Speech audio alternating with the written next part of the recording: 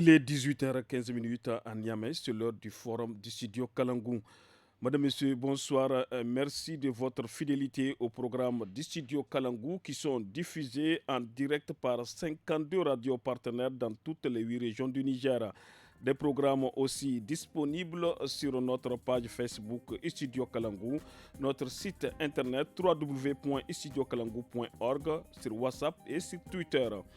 Aujourd'hui, le forum du studio Kalangou a pour thème reprise du festival Prix d'Angourmou au Niger. Quelle innovation pour quel défi? Le ministre de la Culture, du Tourisme et de l'Artisanat, Mohamed Hamid, a présidé le 24 octobre 2022 la cérémonie de clôture de la 11e édition du festival Prix d'Angourmou à Tawa. Ce concours national de musique moderne nigérienne avait pour objectif de susciter la créativité et promouvoir une identité musicale nigérienne et satisfaire la demande des mélomanes de plus en plus exigeants. Le ministre a aussi rappelé la joie manifestée par les artistes, l'engouement du public en passant par l'adhésion des autorités régionales et locales et la parfaite collaboration entre les acteurs. Il a également relevé l'enthousiasme des artistes de toutes les régions à participer au concours, nous rapporte l'ANP, l'agence nigérienne de presse. Créé en 1986, le prix d'Angourmou avait fait ressortir un palmarès élogieux.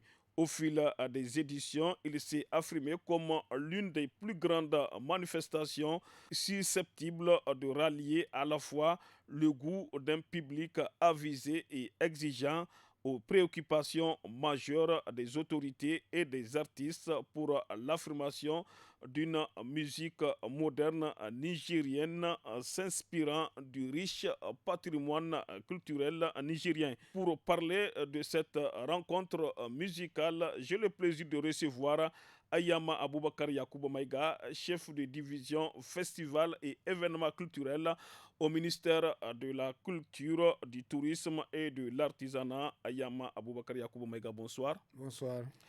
Oumarou Issoufou alias Feno, président de l'Association des artistes, compositeurs et interprètes de métiers de musique Anassim. Oumarou Issoufou alias Feno, bonsoir. Bonsoir et merci. Avec nous également l'artiste Adamou Yakouba alias Black Muller, secrétaire général du syndicat national des métiers de la musique Black Muller. Adamou Yakouba, bonsoir. Au plaisir, bonsoir. À la modération, je suis Mokhtar Hamadou.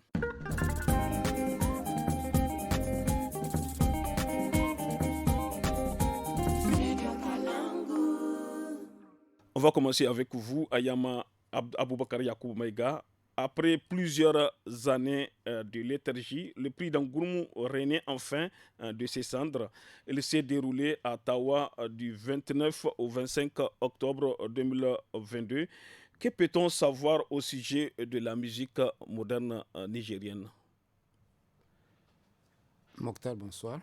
Je vais d'abord commencer par remercier le studio Karangou qui nous a donné l'opportunité de venir expliquer à l'opinion nationale et internationale les enjeux de la reprise du prix d'Angourmou et des innovations qu'on a apportées à ce festival, comme vous voulez le dire, que nous appelons le concours national de musique moderne nigérienne.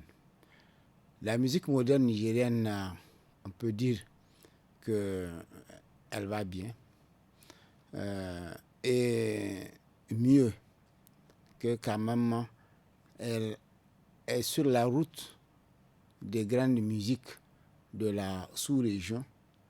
Aujourd'hui, vu le nombre d'orchestres ou des artistes qui ont chanté sur des plateaux, sur des podiums des festivals à l'international, qui ont connu des tournées à l'international, et des studios, quitte même s'ils n'en vont pas très professionnels, mais du nombre de studios créés à Niamey et à l'intérieur du pays pour satisfaire l'enregistrement des artistes.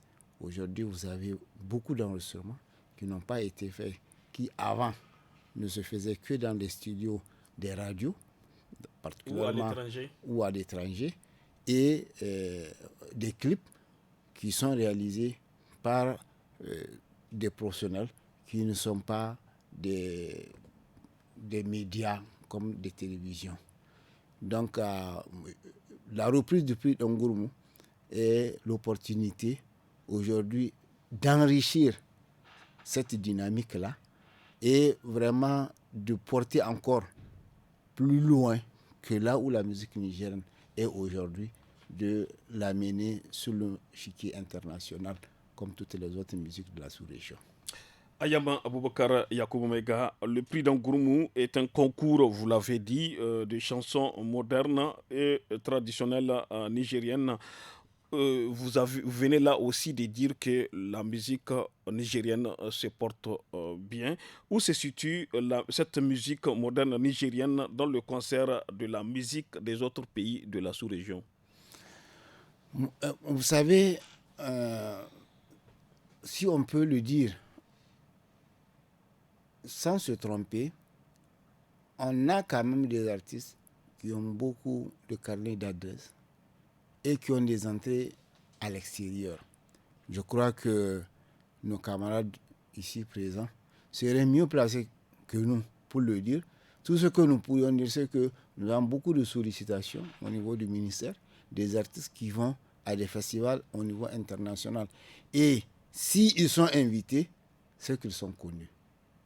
Et ils sont régulièrement invités. Il y en a beaucoup qui passent par nous et il y en a beaucoup qui ne passent même pas par le ministère. On les entend juste partir à l'extérieur ou on les voit à travers les télévisions à l'international. Maintenant, où se trouve la musique moderne nigérienne? Ça, c'est une balance. Souvent, ça dépend du contrepoids qu'on lui pose. Et il y a quelques années, c'est-à-dire que l'étiquette d'un musicien, c'est le nombre de disques qu'il a produits. Oui, mais avant quand même, les Nigériens écoutaient la musique, les musiques des artistes nigériens, tels que les Sadou Bouri. Aujourd'hui encore, les Nigériens écoutent la musique. Aujourd'hui, c'est ce qu'on ne peut pas quantifier. C'est-à-dire que c'est les canaux d'écoute qui sont très diversifiés.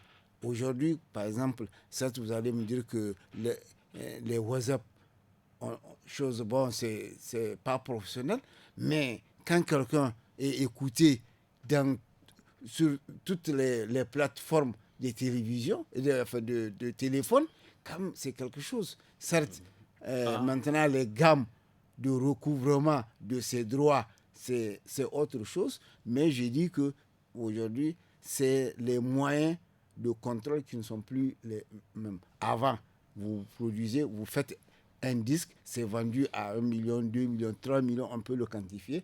Vous faites des cassettes, c'est produit à des centaines, on peut le produire, on peut le quantifier. Vous faites des CD, mais aujourd'hui, ça a tellement changé que vous pouvez apprécier un artiste ou par les voyages qu'il fait, ou par les concerts qu'il donne, ou par les écoutes, mais il y a beaucoup de canons qu'on n'a pas la maîtrise exacte du niveau de l'artiste. Mais je crois que ça pourrait être complété par nos amis, mais je dis qu'encore, la musique moderne se porte bien pour moi.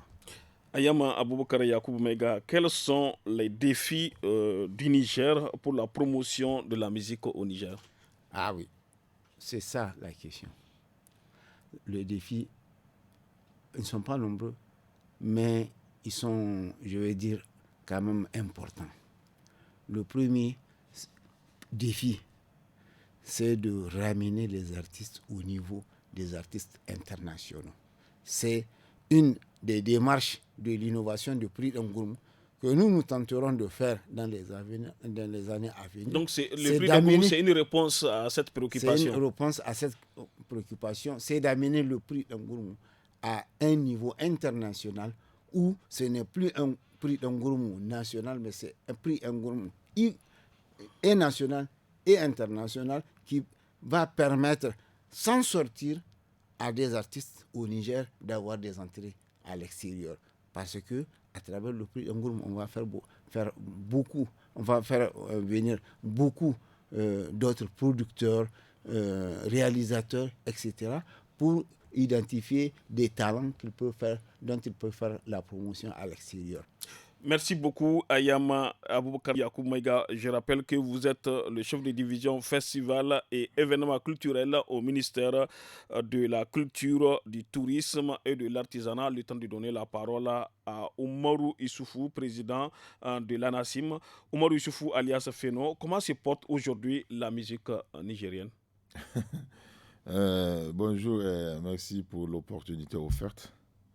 Peut-être que je vais abonder un peu sur la même voie que M. Ayama, tout en restant aussi différent en tant qu'acteur. Je dirais aussi que la musique nigérienne se porte bien, parce qu'il y a toujours des gens qui la consomment, il y a des gens qui l'exercent aussi. Donc, en somme, on peut dire que la musique nigérienne se porte bien. Mais maintenant, là où il faut peut-être amener le débat, c'est si la musique nigérienne, pour nous, se porte bien, quelles sont peut-être les perspectives, qu'est-ce qu'on pense pour améliorer cette musique? Et là, je ne vais pas attendre peut-être que les politiques ou, je ne sais pas, le ministère ou nous, en tant qu'association, qu'on essaie de raconter ce qui plaît aux gens. Mais je préfère dire peut-être ça doit venir, par exemple, des acteurs. Il faudrait que les acteurs se regardent. Il faudrait que les acteurs regardent aussi ce qui se passe ailleurs. La musique est une école. Si tu vas en classe de CI, tu ne peux pas avoir des diplômes de l'université quand tu ne fais pas les étapes. Donc la musique aussi, c'est dans ce sens. C'est gradué. Oui, la musique aussi, c'est dans ce sens. C'est une école, il faut l'apprendre. Si tu ne l'apprends pas, tu ne peux pas être sur le même terrain que ceux qui l'ont appris. Tu vois. Donc, moi, dans ce sens, je veux dire, peut-être c'est aux acteurs de se regarder et de voir si ils peuvent réellement donner ce niveau. Oui, mais est-ce que les acteurs ou bien les artistes n'ont pas relâché parce que avant quand même il y avait. C'est de ça que je parle. Ah, C'est de ça que je parle. voilà. C'est ce que je suis en train de dire en fait. C'est-à-dire, de ce côté, on a fait relance du prix d'Angoumou. Il y a eu des efforts du côté du ministère, du côté de la région, du côté des associations. Mais maintenant, si on veut que ça soit pérennisé, jusqu'à rêver d'inviter d'autres personnes pour encore donner plus de niveau à ça, c'est de voir aussi côté des acteurs, qu'est-ce qu'ils sont en train de faire par rapport à avant. Est-ce que ceux qui ont commencé cette musique moderne avant travaillaient mieux que nous aujourd'hui, ou aujourd'hui on peut s'investir plus qu'eux? Le débat doit être là-bas. Et si les artistes peuvent se regarder et réfléchir sincèrement et tirer des bonnes leçons, adaptées pour apporter des solutions à ce qu'ils sont en train de faire, moi je pense que ce serait vraiment intéressant. C'est ce qui va être intéressant dans ça. Umaru Issoufou, quels sont les principaux obstacles en matière de la promotion de la musique nigérienne? Les obstacles, moi je me dis que c'est nous-mêmes. Comment ça? C'est nous-mêmes, quand je dis nous, c'est pas nous artistes, mais c'est la communauté en général. C'est-à-dire nous sommes dans une communauté, dans une société où la société est appelée à s'aimer. Parce que quand tu n'aimes pas ta culture, ça veut dire que tu ne t'aimes pas. Oui, mais est-ce que c'est la société qui n'aime pas sa culture ou bien les articles, c'est parce que les articles ont un peu relâché? Non. Les artistes, bon, tout est dans ça, en termes de culture, quel qu'en soit ce que tu fais, tu as quelqu'un pour te consommer. Mais maintenant, quand je dis c'est la société, tu vois, par exemple, tout à l'heure, il a parlé des canaux de diffusion des œuvres artistiques. Tout à l'heure, il y a les médias, il y a les télés. Ce que je voulais dire, c'est que nos œuvres ne sont pas diffusées convenablement. Correctement. Voilà, convenablement pour vraiment. Par les canaux appropriés. Comme avant. Tu vois, avant, dès qu'un artiste fait quelque chose, même nous, quand on était arrivés, dès qu'un artiste fait une production, tout de suite, tu vas à Télé Sahel ou à la Voix du Sahel, tout de suite. En une minute, ton œuvre est diffusée, en 1 minute, tout le monde sait que tu as fait quelque chose. Mais aujourd'hui, on a plus de 15 radios, plus de 20 ou bien plus de 30 même radios, on a plus de 15 télévisions, tu ne sais même pas où commencer. Donc, s'il n'y a pas une certaine politique pour organiser la diffusion des œuvres artistiques locales, on va toujours rester dans cette léthargie pour dire qu'on est mal aimé ou qu'on est méconnu. Tu vois, quelque part, c'est vraiment, je me dis, c'est là où il faut peut-être poser la question aux gouvernants, de voir comment imposer, comment, pas imposer, mais comment discuter avec ces médias pour que ces médias apportent encore, parce que les médias en font, mais on veut encore plus. Comment faire pour que ces médias arrivent à diffuser au moins 90 ou 80% des diffusions, soit des œuvres nigériennes. Parce que quand tu sors aujourd'hui, tu ne vois pas, je viens de Dakar, dès que je suis rentré dans la voiture qui m'a pris à l'aéroport avant d'aller en ville, je n'ai pas entendu une œuvre du Burkina, je n'ai pas entendu une œuvre du Niger, peut-être que j'ai entendu une œuvre guinéenne et quoi. Et voilà, Guinée, Sénégal, c'est presque aussi les mêmes cultures, tu vois. Donc, il faudrait que chez nous, que les médias acceptent cela et quelque part, ça va nous mettre mettre en compétition avec nous-mêmes parce que tant que c'est comme ça, on sera obligé de faire des œuvres consommables, des œuvres compétitives.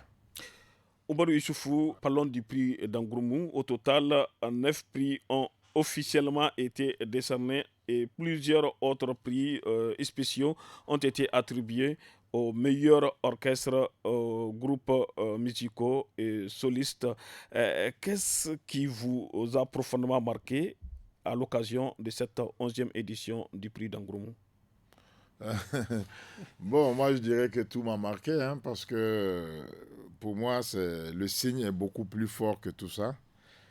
J'étais gosse, j'avais peut-être 11, 12, 13 ans quand je voyais les Alaj Taya sur la scène, les Moussou Poussi, les John Sofakole.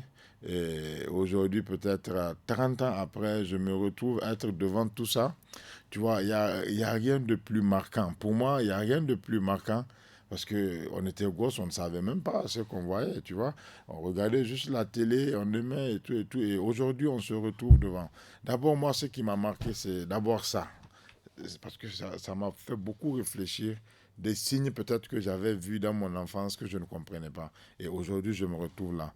Maintenant, par rapport à l'événement même en tant que tel, c'est l'amour et l'implication de tous qui m'a marqué, surtout dans la région de Tawa, jusqu'au ministère et les artistes qui y étaient, vraiment avec une certaine passion. Et quand tu les demandes, même les artistes, ils te disent, ah, vraiment, cette fois-ci, c'est différent, on est considéré, on est bien logé, on est bien nourri, tout vient à temps. Ça, c'est quelque chose, ça veut dire que l'organisation dans laquelle nous sommes, les artistes ne se plaignent pas. Ça, c'est quelque chose de gaieté. C'est quelque chose qui m'a beaucoup fait plaisir. Donc, en somme, moi, je peux te dire que tout m'a marqué, mais ce qui m'a le plus marqué, c'est quand je lis mon adolescence à l'événement. C'est le fait le plus marquant pour moi. Oumarou Issoufou Feno, le bureau nigérien du droit d'auteur BNDA est chargé de protéger et de défendre les intérêts patrimoniaux et moraux de ses membres au Niger et à l'étranger. Et quels sont vos rapports avec le BNDA?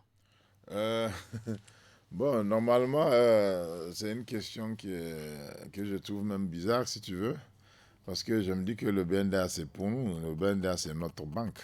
Donc, le BNDA C'est-à-dire le BNDA, c'est votre banque. Oui, c'est notre boîte économique, si tu veux, parce que c'est le BNDA qui, normalement, doit lutter pour faire des salaires aux artistes. Donc, c'est pas normal qu'on arrive à penser même que quelque chose doit se passer de mal ou de mauvais entre le BNDA et les artistes. Et sinon, personnellement, le BNDA et moi, il n'y a pas longtemps, on m'a désigné au BNDA comme l'ambassadeur du BNDA en termes de la copie privée, où je disais même tout à l'heure, j'étais au Sénégal. Donc, cela veut dire que avec vous, les rapports sont cordiaux. Bon, je dirais pas.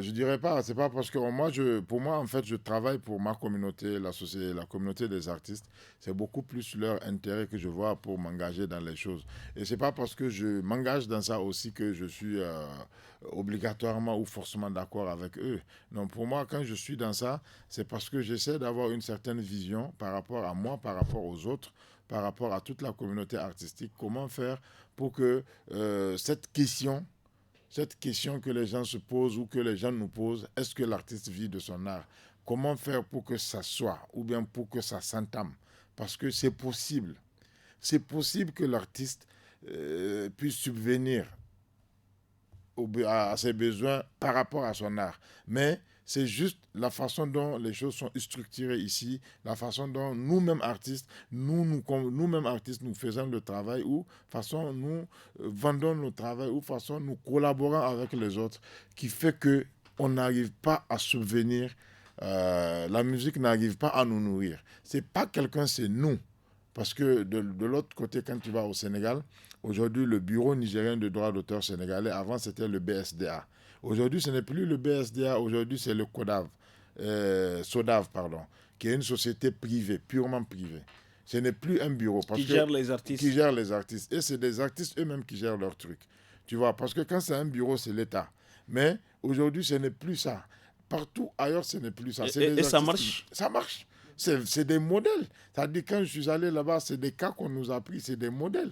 Quand tu vas au Sénégal, quand tu vas à Malawi, quand tu vas même ici au Burkina, ça marche.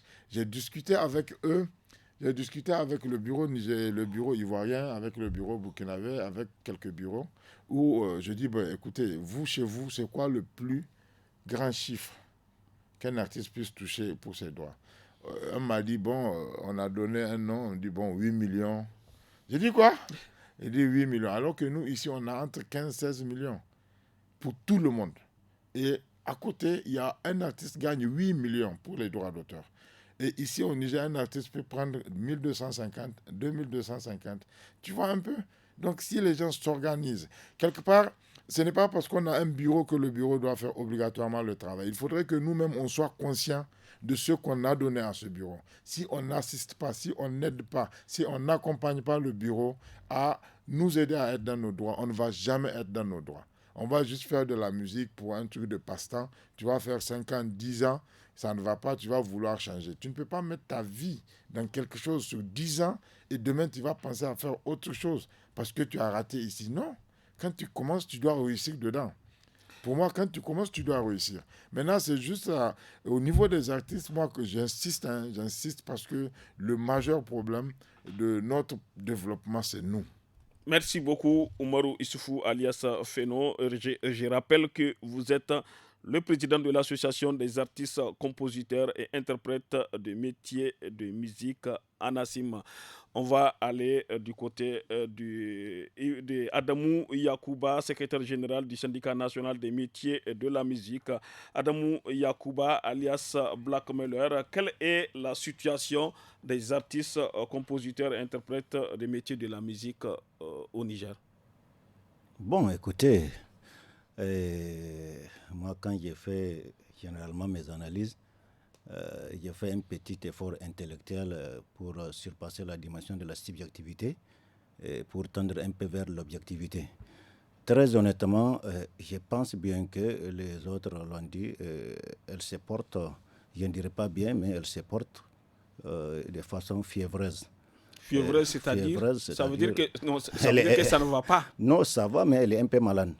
Elle est un peu malade du fait de plusieurs facteurs. Vous savez, moi, j'ai toujours dit que quand tu fais une analyse, il faut étudier les facteurs pour savoir quels sont les facteurs favorisants et quels sont surtout les facteurs défavorisants et faire le lien lequel supplante l'autre.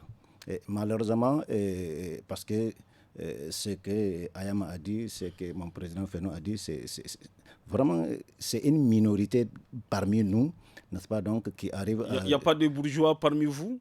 C'est ça, j'ai dit, c'est une minorité qui arrive à voyager, c'est une minorité qui arrive à lever la tête au-dessus de la mare. Donc, de ce point de vue, d'un point de vue analytique, on ne peut pas dire que ça va. C'est pourquoi j'ai dit fiévreuse. Mais s'il y a une balance par exemple, il y a des statistiques qui montrent que, par exemple, 30 ou 40% des artistes vivent, comme le dit le président, de leur art. Là, ça devient vraiment du showbiz, comme on le dit. Ça devient de l'entrepreneuriat. De ce point de vue, objectivement, on peut dire que ça va. C'est pourquoi je ne peux pas me permettre de dire que non, ça ne va pas. Ça va, mais elle est fiévreuse. Quand quelqu'un a le palier, on ne peut pas dire qu'il n'est pas un être humain. Adam Yacouba, depuis quand vous êtes dans la musique? Je suis dans la musique, ça fait aujourd'hui 23 ans. Donc j'ai commencé en 96 en classe de terminale, mais véritablement j'ai commencé en 97 à l'université avec les camarades du campus. Donc l'évolution de la musique nigérienne par rapport de son stade, je ne peux pas dire embryonnaire, mais folklorique pour tendre vers les showbiz avec eux, parce que nous les études ont fait qu'on était un peu en marche, mais ça a permis un peu de moderniser les choses et tendre vers, n'est-ce pas, donc, quelque chose d'un peu universel vers les autres nations. Mais j'ai toujours dit dans mes analyses, il ne faut pas encore se tromper. Parce que lorsqu'on dit que la musique nigérienne n'est pas connue à l'extérieur, la musique nigérienne, on se trompe de beaucoup de facteurs. Par exemple, si vous prenez l'ensemble des artistes nigériens, je ne pense pas qu'on fait véritablement artistes. On ne fait pas 1000 artistes. Or, moi, tous les pays que j'ai fait, si vous prenez Bamako, par exemple, Mali seulement, je crois bien que ça peut faire un quartier de gamme d'artistes. Je peux me tromper. Vous voyez? Donc, c'est dans tout ce monde-là qui fait un quartier qu'on a peut-être une cinquantaine ou une centaine qui anime les showbiz. Or, si on prend l'échantillonnage du Niger, ça veut dire qu'il y a un effort qui a été fait. Ça, il ne faut pas se tromper de cette analyse et de ces facteurs-là. Maintenant, l'autre facteur le plus important, moi, c'est je mets l'accent toujours sur l'environnement social. Parce que c'est là-bas où on a des sérieux problèmes. C'est comme on le dit en matière d'économie, où l'environnement il est favorable ou il est défavorable. Maintenant, par rapport à notre, je ne veux pas dire culture, parce que culture c'est encore autre chose, mais par rapport à notre musique, est-ce qu'on a créé les conditions environnementales, pas environnementales comme écologie sociale? Oui, mais ça veut, est-ce à dire que ici, les populations, les Nigériennes ne consomment pas la musique nigérienne? Mais ça, c'est un fait. Il a dit tout de suite, nous, tous les pays qu'on a fait, ça veut dire que nous, je sais que quand on avait fait les syndicats, on avait proposé 70% de consommation. Ça, c'est statutaire. Vous voyez, mais aujourd'hui, si vous faites les statistiques, je ne pense pas, je peux me tromper, les ministères là, est-ce qu'on a réellement 30 à 40% de la consommation? Et deuxièmement, ce n'est pas seulement au niveau de la musique. Hein. Ça, c'est malheureusement un truc qui est devenu ce que j'appelle la défaillance de la mentalité collective. C'est-à-dire qu'on a beaucoup plus des mirotages, permettez-moi l'expression, de quelque chose qui nous vient de l'extérieur que quelque chose qui est interne. Donc, mais comment faire pour que ça change? Bon, moi, peut-être que c'est le travail des sociologues et des psychologues, et surtout vous des médias. Parce que, sincèrement, si c'est que le président a dit, aujourd'hui, vous voyez... Le président Fénon. À un moment, nous, on était obligés en tant que structure syndicale d'écrire à certains médias au Niger pour leur dire que ce que vous faites n'est pas bon. Parce que c'est des expatriés qui sont là. Bon, j'assume ce que je dis, mais qui ne font que la promotion de la musique de chez eux. Et nous, acteurs culturels, ministères et autres composantes, n'est-ce pas, on laisse passer. Il y a un de leurs qui est parti ici récemment, il y a 4 ou 5 ans à Ouaga, il a voulu faire cela, on l'a chassé. Donc, on doit veiller sur certains trucs. Aujourd'hui, avec l'influence, par exemple, je ne suis pas contre, par exemple, l'influence du géant du Nigeria. Vous voyez comment ils ont inondé notre musique. Aujourd'hui, dans les foyers, à cause dans des livres soya, c'est ce que j'ai dit dans mes écrits, même pour manger de la bonne sauce, des fois, tu n'as pas la bonne sauce avec madame parce qu'elle est câblée sur... Mais c'est normal, parce que la conscience humaine s'offre comment ça, c'est une question d'offre et de demande.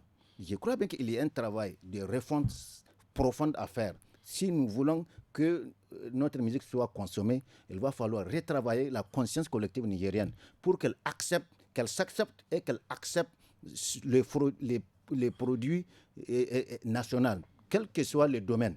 C'est un travail sérieux. Ce n'est pas seulement vous, les médias, ce n'est pas seulement nous. D'abord, il y a un travail politique, un travail, n'est-ce pas, donc, social, un travail des acteurs, tout. Moi, je crois que je peux me tromper dans mon analyse, mais sincèrement, c'est comme ça que j'ai fait mes analyses généralement. Il faut tenir compte. Maintenant, l'autre aspect, c'est vrai ce qu'il dit, nous aussi, les acteurs, nous avons un travail sérieux de renforcement des capacités. Je me rappelle une année, nous avons négocié avec les services, un des services allemands, ZTZ. On a trouvé une formation de 3 mois, je vous ai dit. Personne, rares sont ceux qui avaient accepté de venir faire la formation. 3 mois. 3 mois. Ils ont trouvé la durée longue. Non, mais parce que les problèmes qui se posent, par exemple, si tu prends au niveau des orchestres, la plupart des instrumentistes, le simple fait qu'ils maîtrisent juste la gamme pentatonique, c'est que c'est l'accompagnement mélodique, l'artiste, les instrumentistes, ils trouvent que lui, il est déjà au summum, alors que c'est le béaba. Les vocalistes, ils pensent que lui, parce qu'il a les micros, il peut dire ce que lui semble, ils pensent que lui, ça lui va. Alors que c'est toute une école, comme il a dit, l'académie est artistique, c'est comme les conservatoires, c'est comme la médecine. Le minimum, c'est 7 ans. Toi qui n'as même pas fait 7 mois de formation, comment voudras-tu te comparer avec quelqu'un qui a fait 7 ans de conservatoire? Adam Yacouba, c'est un peu compliqué. SG Adam Yacouba, revenons en arrière. Qu'est-ce qui vous a motivé à aller vers la musique, à vous intéresser à la musique? Mais est-ce que quelque chose m'a motivé? Parce que c'est que j'ai répondu beaucoup dans mes conférences. Est-ce que je ne suis pas né artiste? Ah, c'est-à-dire? C'est-à-dire, c'est l'expression de mon destin. Donc, c'est comme on le dit en philosophie, ce qui est inné et ce qui est acquis. Moi, je n'ai jamais considéré que ma musique, je l'ai acquise. Je suis né artiste et je dois mourir artiste. Vous voyez, non? Donc, ne pensez pas qu'il y a une force occulte ou une force surnaturelle qui m'a poussé à aller vers la musique. Mais moi, j'ai toujours considéré que je suis né artiste et j'assume le destin d'être artiste. Et c'est pourquoi j'ai la lourde responsabilité d'assumer mon destin d'artiste et de le faire objectivement, en toute responsabilité, et surtout le faire bien. J'insiste sur les mots, le faire bien. Si je n'y connais pas quelque chose, il faut que je parte renforcer mes capacités. C'est très important. Bon, si quelqu'un pense que peut-être lui, il est venu dans la musique ou dans l'art parce qu'il trouve que c'est un chemin facile, comme je l'ai dit, quelque part pour certains. Mais est-ce qu'on peut devenir riche à travers la musique? Bon, devenir riche, vous savez, le débat il est très profond, mais sinon, il n'y a même pas de raison à ne pas devenir riche dans la musique. Oui, parce que avec un concert, vous pouvez trouver, je dis un seul concert, toute votre subsistance annuelle. Un concert, si vous êtes sérieux. Ça veut dire que les autres concerts, c'est pour pouvoir faire des investissements ou pour faire autre chose, ou pour faire des œuvres caritatives. Je ne pense pas qu'un Nigérien moyen, un artiste qui peut trouver 500 000, 700 ou 1 million, 2 millions par concert, une seule nuit. Si les 2 millions là, en tout cas, sauf s'il vit un autre train de vie autrement, vous voyez, non, ça pouvait lui, s'il planifie sa vie, ça pouvait lui suffire toute l'année. Ça veut dire que s'il trouve 5 concerts sérieux dans l'année, imaginez donc, il n'y a pas de raison pour que la musique ne vienne. Je suis trop sérieux et très rigoureux par rapport à ça. Merci à tous. On a servi une courte pause.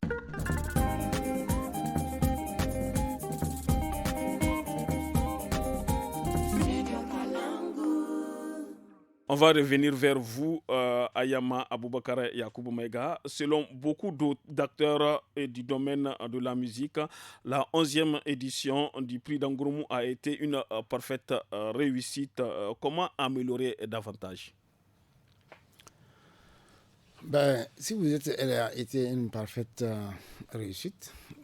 C'est comme si on a bouclé. Il suffit simplement de répéter ce qui a été fait. Mais on a constaté que des artistes ont relâché. Attendez, moi je vous réponds, sauf si vous êtes pressé à entendre ce que vous voulez, ou bien je ne dis pas ce que vous voulez. C'est que nous voulons. C'est quoi? Qu'est-ce que nous voulons? Non, c'est-à-dire que c'est vous-même qui avez dit que de l'observation de la majorité, l'organisation a été une réussite. Mais mieux, vous avez dit une parfaite réussite. C'est pour ça que j'ai dit que si vous avez dit qu'elle est une parfaite réussite, donc il n'y a rien à améliorer.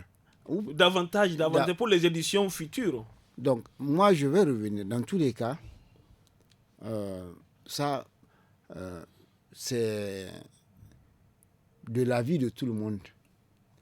Je vais vous dire que de presque mes 40 ans de service, au ministère de la Culture, je n'ai jamais connu un événement qui a eu une unanimité d'appréciation, de réussite, comme la dernière édition du prix d'Angourmou. Et c'est l'événement où, je ne sais pas, peut-être que les réseaux sociaux ont joué, c'est l'événement où presque c'est heure ou minute par minute qu'on nous suit de manière à ce que nous, quand on était à Tawala, une simple défaillance, nous avons des appels de Niamey de partout. Et la réussite, le lendemain, aussitôt aussi, les gens nous appellent pour dire hier c'était impeccable. Mais qu'est-ce qui a pesé dans la balance pour que ça réussisse comme ça? Qu'est-ce que vous avez fait? C'est quoi le secret pour la 11e édition? En fait, il y a plusieurs aspects. L'un des premiers aspects, c'est les hommes d'abord. Ah, les hommes. Oui. À commencer par le ministre. On va commencer par le ministre. À commencer par l'ensemble des organisateurs qui sont investis et qui ont fait un travail en amont. On a fait des visites avec le président de la NASIM, avec le représentant de Tangam, qui a été conduite par les responsables du ministère de la Culture. On a été à Tawa, on a rencontré les responsables. Nous avons tenu des réunions ici. Chacun a donné des avis dont on a tenu compte. Je vous donne un cas. On a l'habitude d'amener des expatriés à des événements pour l'organisation, par exemple, des fresques, amener des metteurs en scène de l'extérieur, tout ça là. Mais pour le prix d'Angouroumou, cette année particulièrement, on a amené un ingénieur de son qui a travaillé sur la qualité des prestations. Donc, on n'a pas eu de quoi, en tout cas presque pas du tout. Moi, j'ai fait quelques remarques vers la fin. Quand même, il y a eu des moments où j'ai remarqué des micros fermés. Il a fallu que les techniciens courent ouvrir ou quelque chose comme ça. Ça, c'est quelques erreurs. Mais de manière générale, ça, c'était quelque chose d'impeccable. Oui, mais, la deuxième chose, c'est la retransmission. L'ORTN a fait ce qu'elle a pu faire, mais c'est une des rares fois où une télévision, ou la télévision nationale, a déployé. Moi, je peux dire que depuis Tigrit, dans le désert, le FIMA en 98, je n'ai pas vu un déploiement d'une équipe de retransmission comme celle de la dernière édition du prix d'Angouroumou. Ça, c'est... Maintenant, le troisième aspect, c'est la mobilisation de la population. Vous avez remarqué que même les ressortissants de Tawa qui étaient à Niamey ont fait de la mobilisation pour aller se faire représenter et pour soutenir l'organisation. Et la population de Tawa dans son ensemble, y compris les autorités administratives et coutumières, se sont mobilisés autour de l'événement.